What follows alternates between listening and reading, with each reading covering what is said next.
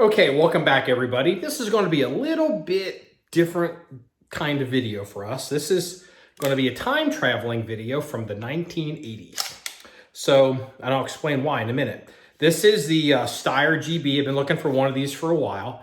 And those of you that follow our regular social media, Double Stack Magazine, 18 rounds, noticed that when I first found this gun, I had thought that it had been messed with. See that crinkle finish? I guess that's what they call it, crinkle finish. And I noticed it's even on the feed ramp. You can't really see it in the video, but it's there, trust me. And I remember just looking at this going, oh man, this gun's been fluffed and buffed. So, which makes it shooter grade, which is for a reference gun for us, a working reference collection, is fantastic, priced appropriate. And I kicked the seller on it and we got it for a good deal. However, when we posted about this, we had a few people roll in and, it's always kind of the same, because these are kind of hard to get. Scarcity breeds a form of worship or desirability, and desirability gets confused with quality.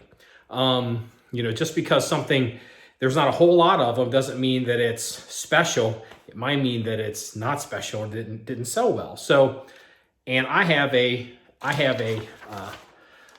email I want to read you, and I have permission from the sender. This is from a guy who, I have all of his information, but he has requested that we don't share his name or the name of his unit or even what state or city he was in. So I've gone ahead and redacted some of that. I'll see if I can't do a straight through read and see if you guys can, pick up the gist of what he thinks of the Steyr GB pistols. Please do not use my name or email. FYI, I was a member of the redacted SWAT team in the mid-1980s through the late 1990s. We had a deal where we were issued Steyr AUG tactical rifles and SSG sniper rifles. Great guns. Unfortunately, when we transitioned from revolvers, our team commander was enamored with the 18-shot capacity of the GB. They were team-issue guns. They were junk. The wrinkle polymer finish you mentioned was all over the guns, including the feed ramps. This is foreshadowing. It was very difficult to remove. All the guns were sent to a gunsmith who handled all of our team guns, no Armory at the time. They had a heck of a time removing it. The guns broke continuously. If I recall correctly, we tended to break hammer springs. We could hardly make it through a team qualification without breaking a couple of guns. Think about that. Let me read that again.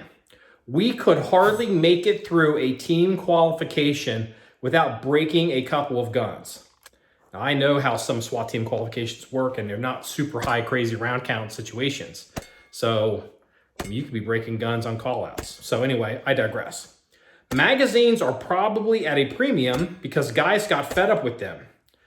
I think the reading between the lines is they threw them away.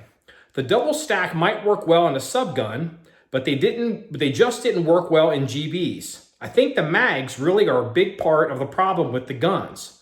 Another issue was the mag release buttons. Maybe because of the mass of the loaded mags, but they tended to shear off. After about 2 years, we sold them for pennies on the dollar and went to SIG P226s. The 226s were great guns, and we never had a problem with them. 2 years. Think about that again. After about 2 years, we sold them for pennies on the dollar and went to SIG P226s. Steyr GB.